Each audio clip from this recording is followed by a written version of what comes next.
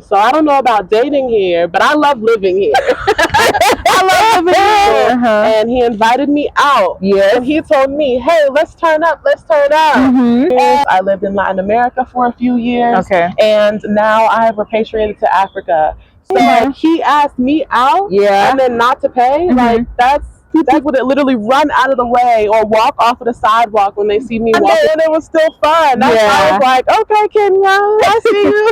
Okay, also it after 5 years. Yes. Why did it take, that period of time, before you actualized it? Yeah, that's a good question. I think 5 years ago. In one of your videos, you mentioned you were in Sinaloa. Yes. The way we know Sinaloa, I don't think it's not a safe place. Yeah. It is full of cartels. Right.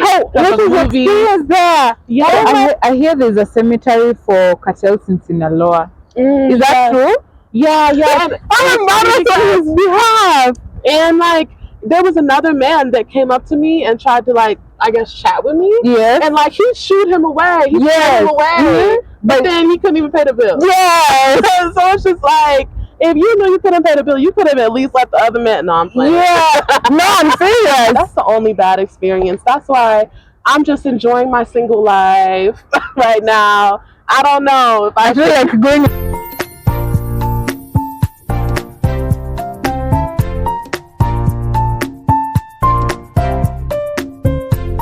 Today I'm excited because we get to interview a lady who stays in the United States. She has decided to come and live here in Kenya. Why did she choose to live the American dream? She has been to over 40 countries in the world and 8 countries in Africa, and she decided to stay in Kenya. So we want to know why Africa, why Kenya. Let us get into it. Okay. So guys, today this is my guest. She's beautiful, she's lovely. So please go ahead and introduce yourself. Hello everyone, my name is Rochelle Hawkins and I am an African American who repatriated to Kenya. I'm 30 years old. I've been traveling for 12 years and I'm super excited to be here and just for the next chapter. So thank you for having me. Thank you for having me too. So let's get into it. So whatever. Okay.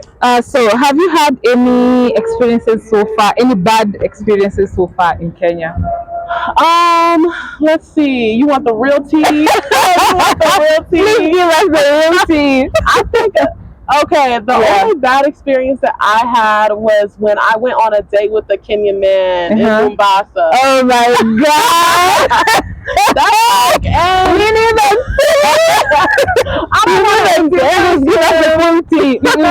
don't want to embarrass him, but it's just like, it was actually at my hostel. He was a bartender at my hostel, and he invited me out. Yes. And he told me, hey, let's turn up, let's turn up.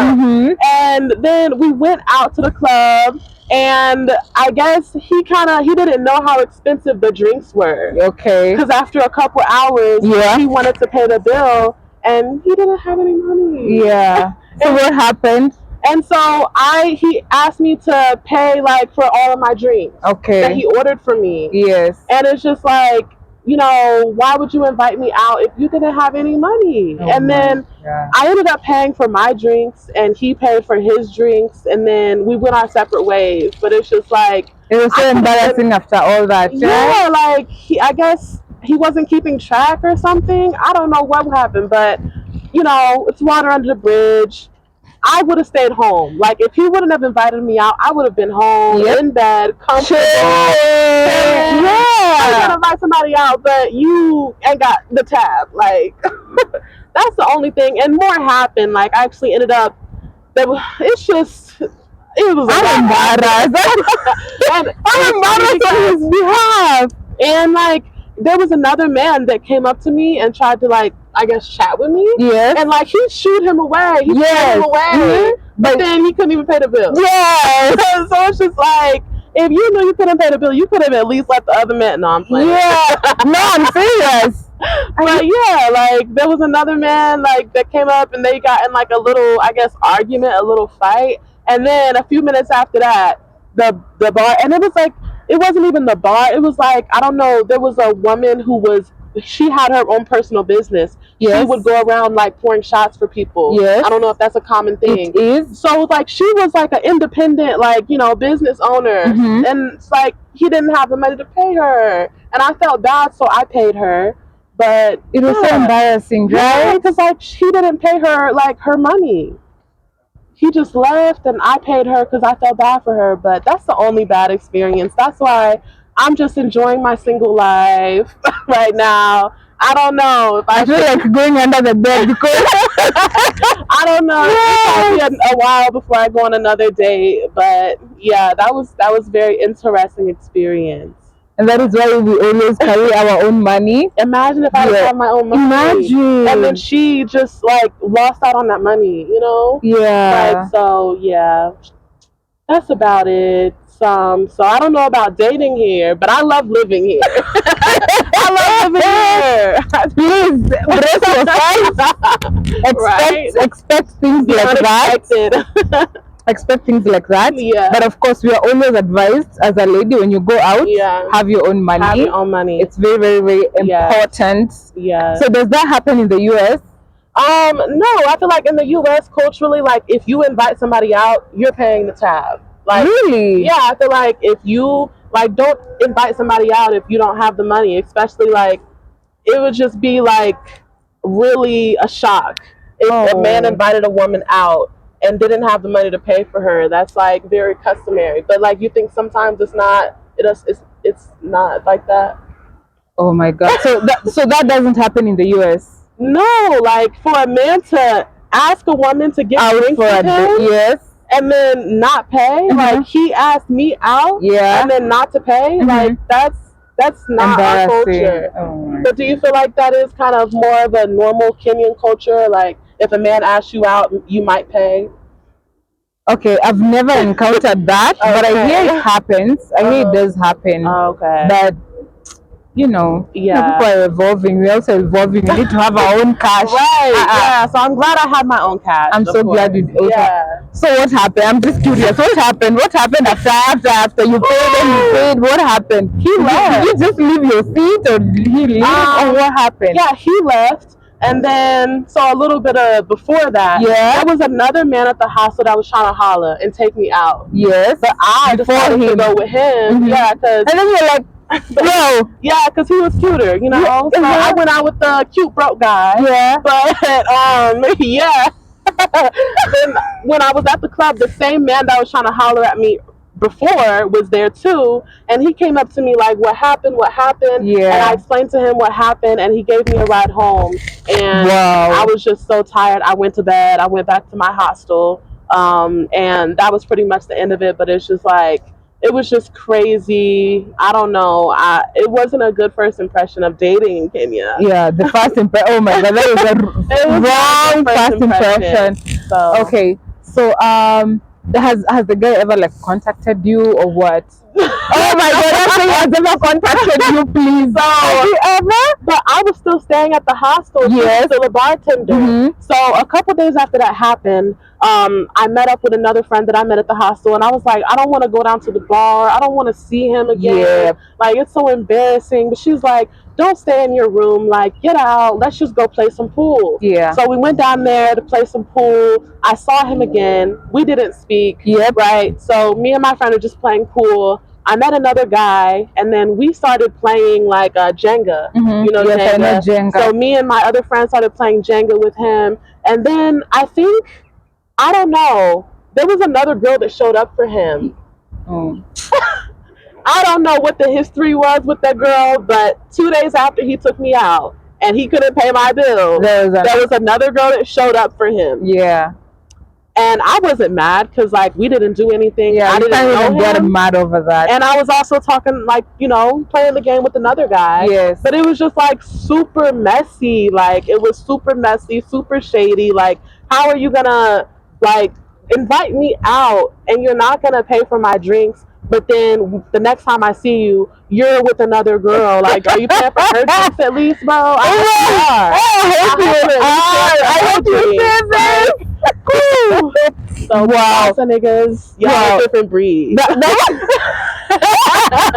A different breed. Yeah. So he got some audacity, like audacity. The audacity. So yeah, like I said, I've been chilling. I don't know if I want to go out again. Like, if I do go out, I guess I have to make it clear. Like, should I ask? Are we going Dutch? Are we splitting the bill? Ladies and gentlemen, please tell us in the comment section. Okay, for me, the dating experiences that I've had, I've never had to ask if I have to pay.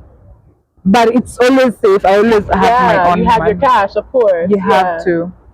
Wow! Thank you. Thank you for giving us the don't drag me all. That was my first time in Kenya. Okay, don't worry. They are good men. You're gonna get them. You're gonna.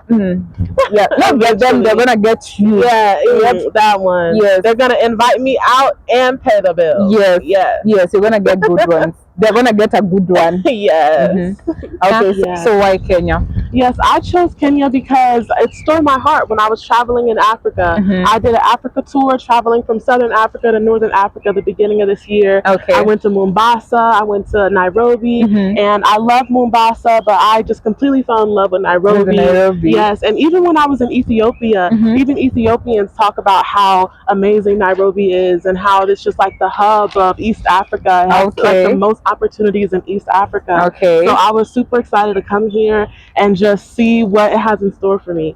Good to know. Yeah. So previously, before you coming here, what were you like doing in the United States? Yes. Well, funny story. I haven't lived in the United States in like almost 12 years. Okay. I left when I was 18 to move to Europe for a job opportunity. And then I lived in Europe for a few years. I lived in Latin America for a few years. Okay. And now I have repatriated to Africa. So, but the last country that I lived in was Brazil. Okay. Salvador, Brazil, which, fun fact, it has the largest population of Black people outside of Africa. And so Salvador, Brazil, it was an amazing experience, a very unique experience. And I was working online as a digital marketer, also in tourism and a content creator. Okay, awesome. So you've told us what made you choose Kenya, that you fell in love with it.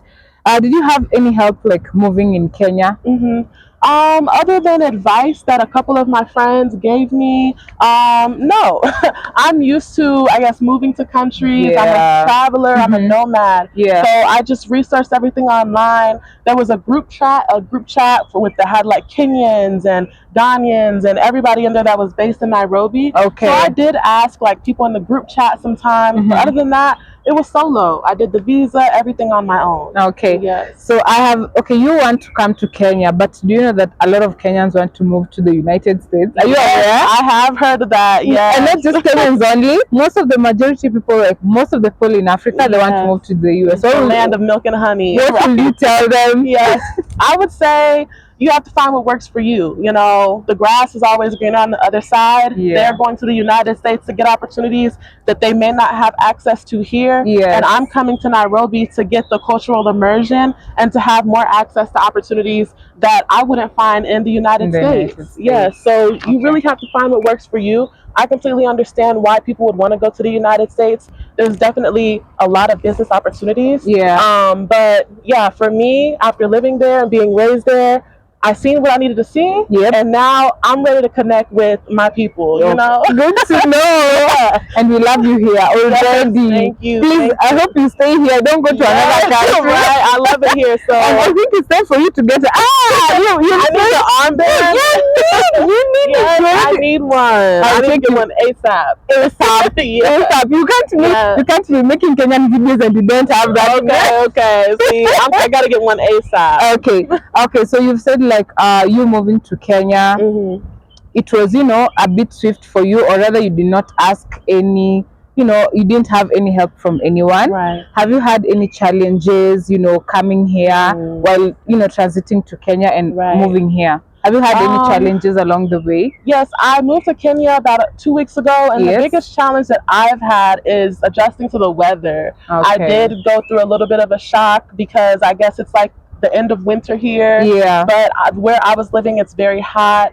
And so you might hear I'm a little congested. That's the only struggle that I've really had, is dealing with the difference in temperatures. Like, especially at night, it can get very cold. In the morning, it's very cold. So that's pretty much the only thing. Like, there's a lot of information that's easily accessible. There's a lot of helpful people, a lot of resources. So It was pretty easy as long as you know how to do research. Okay.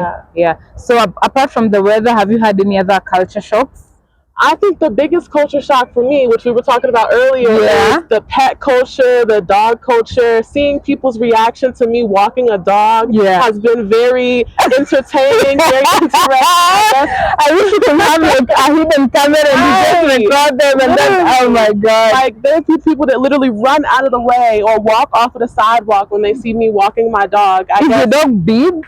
She's like 19 kilos. Okay. But I would say medium size. Yeah, and she's a poodle. So she's like fluffy. Yeah. She's nice. And people are like seem like they're scared of her, which I guess there's a very different dog culture. Like in the United States, we treat our dogs like they're our children, you know?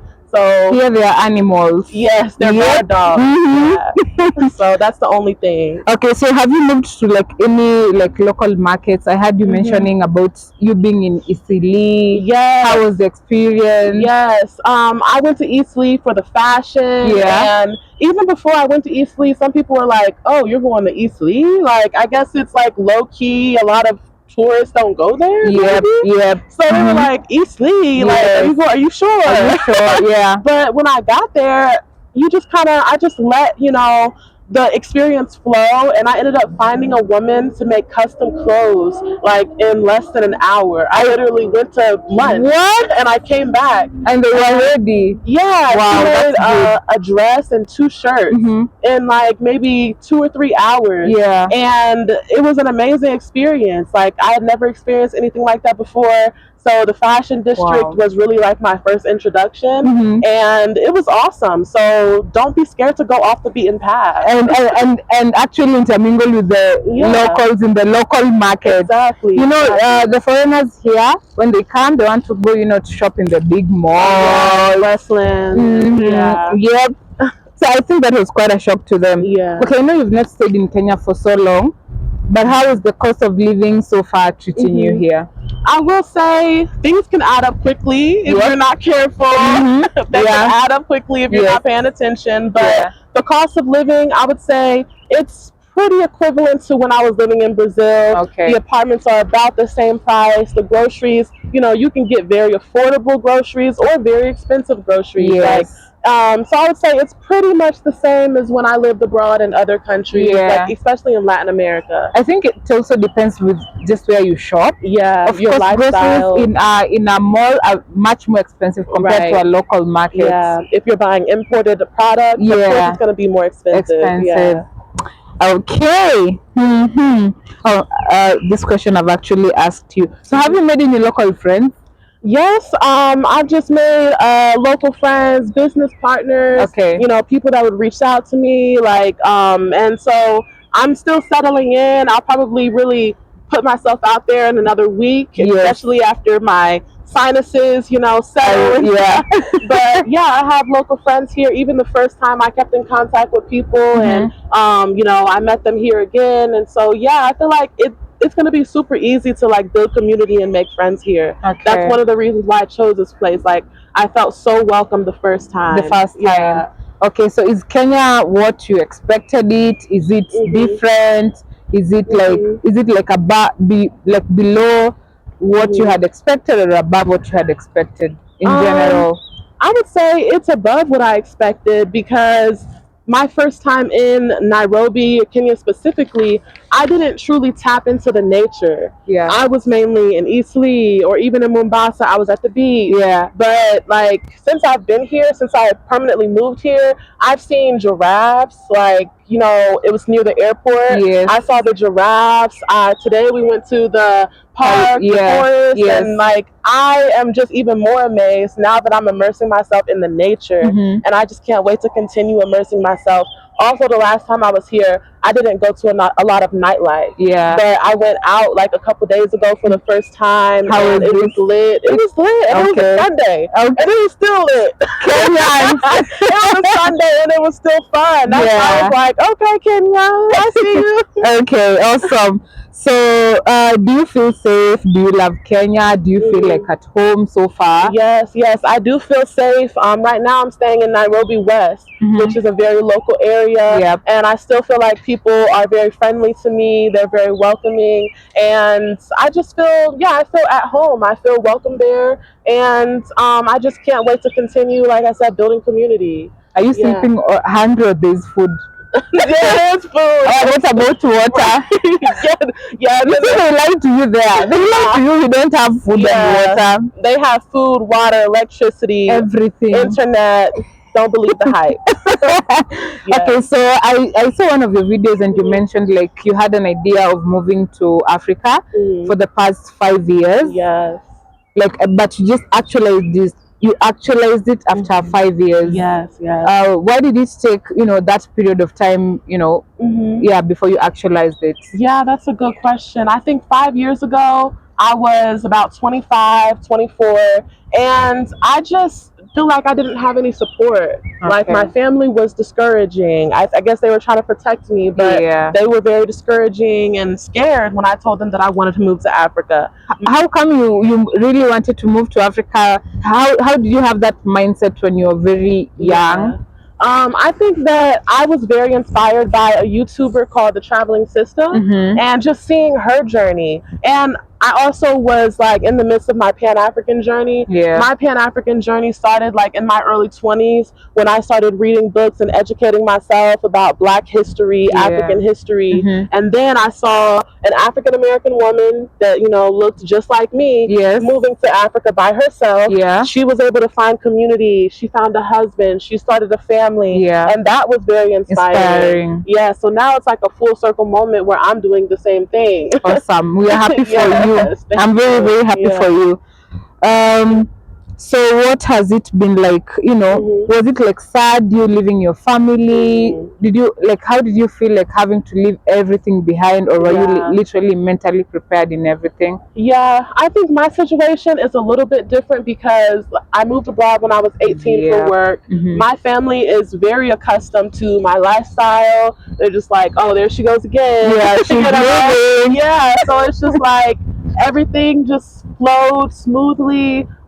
It was stressful just getting all the logistics in order, especially with my dog. But once the ball started getting rolling, it's just like everything happened naturally. Yeah, it fell into place. Yes, exactly. And the fact that I had already visited Nairobi definitely gave me that comfort that I was making the right decision. Okay. So, yeah. Okay, so your parents were comfortable with you being in were they comfortable with you being in Brazil? I think that, like they were just like, oh, Brazil, okay. What about Italy?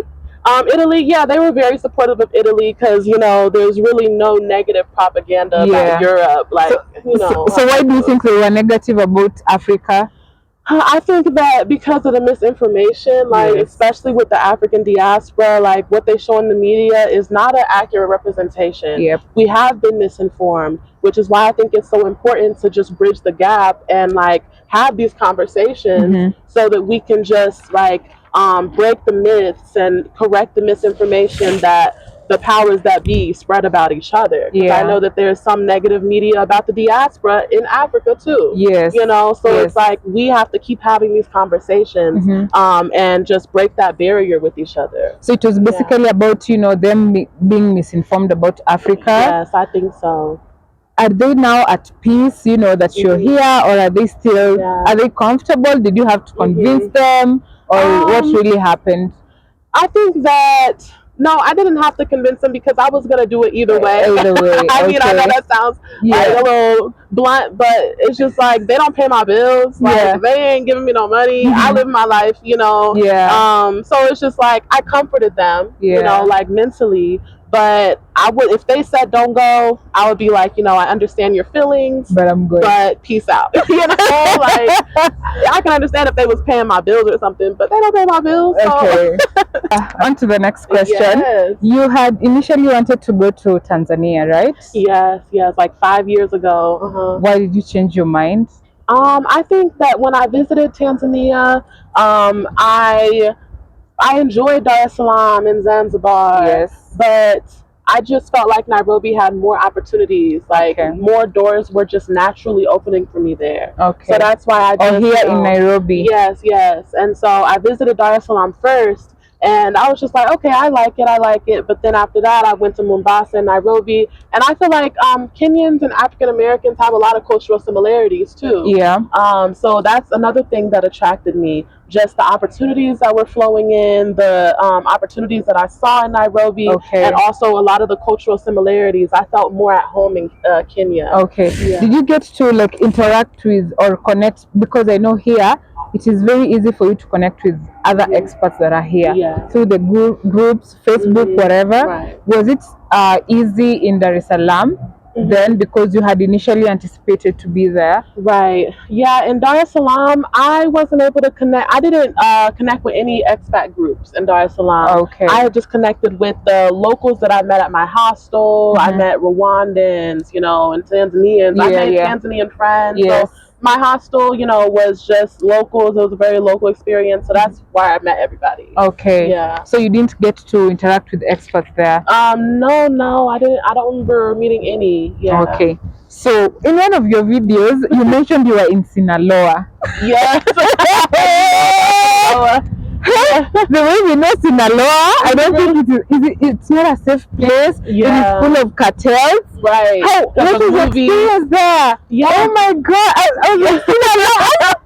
Right. Were you safe? Did you feel safe throughout? Yeah, because one thing is Sinaloa is a big tourist destination. So it's a touristic destination? Yes, but it's like more of a low-key destination. Like it's a tourist destination for other Mexicans. Okay. But that's the thing. Like the cartel doesn't want to ruin their tourist money.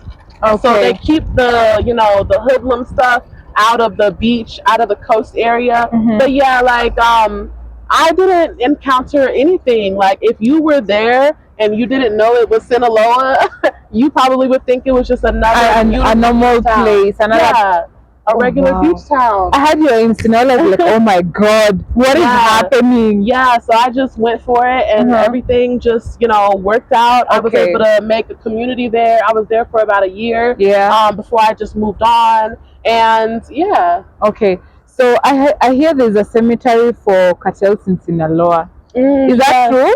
Yeah, there is a cemetery. Like it's just a cemetery where the families can build houses. Like it's a grave, but you can build a house over it to kind of pay respects to your, I guess your deceased loved ones. Yeah, like so there is like a cemetery, and it's like beautifully decorated with these nice sculptures and little houses. And it's like kind of a tourist attraction. Oh. Yeah. Oh, we'll never go there. Where did you hear about it? In movies? Yes.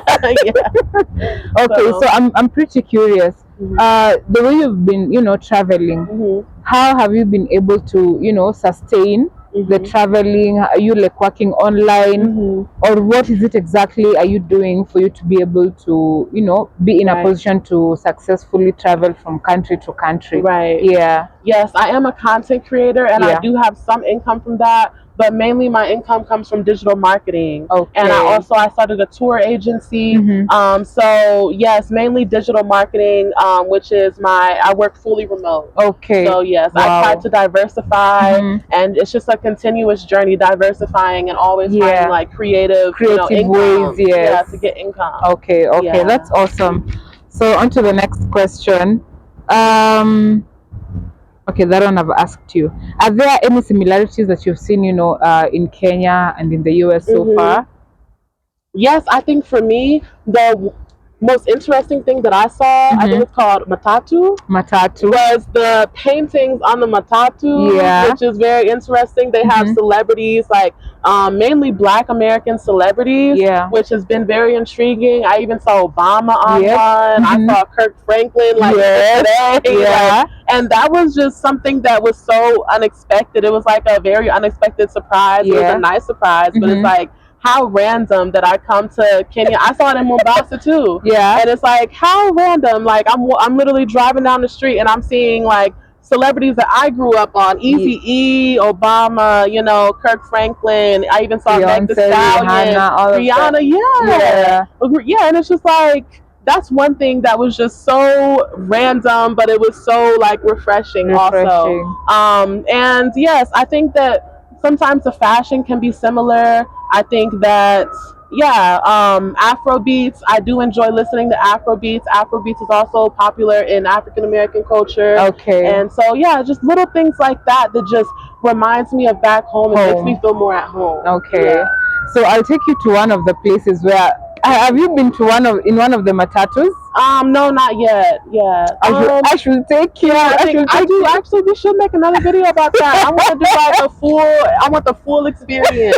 Yeah. And you need to prepare because your eardrums are going to burst. Like they usually the music very very loud inside. And I've taken a couple of foreigners to this place and they're like, Anne, I cannot do this anymore. We need to go. It's too chaotic. But us, we're used to it. Yeah. Yeah. Even like my route going home, like we all have like the matatu culture. They are so loud, like they've pimped it. We have you can even get like inside they have even like 5 screens, big screens, and what type of music do they usually play? It depends. Not I hear like this was back also in Jamaica. Like they used to have like the matatu culture, but then it went down because they used to play dirty music. But in Kenya it used to be like that, but it went down. So nowadays they just play like normal music, but it's usually very loud. That makes sense. Yeah, and only young people board those matatus, and they're usually very fast. So you can either, if you're in a hurry, you can go for that. But if you're not, if you're tired from work, just go with the local, with the other ones. Get a motor. Yeah. So any last words about Kenya? How you feel so far? Yeah. So I'm just really grateful that Kenya has given me like this warm embrace. I'm super excited to be here. I'm very excited for the future and just to continue building community and seeing what Kenya has in store for me, and to also give back and make a positive impact here as well. Yeah. And thank you for having me on. Thank you. I'm super honored to be here. Yes. And we definitely have to collab again. Again and again. You're gonna see us more often on this channel and on her channel. Yes. So please give us your social handle so that I can go and watch you out. Yes, I'm on YouTube, Instagram, and TikTok for the culture, the number 4, the culture collective. So look me up. Yep. See ya. See ya on the next one with her. Yes. Bye. Bye. That was fun. It was.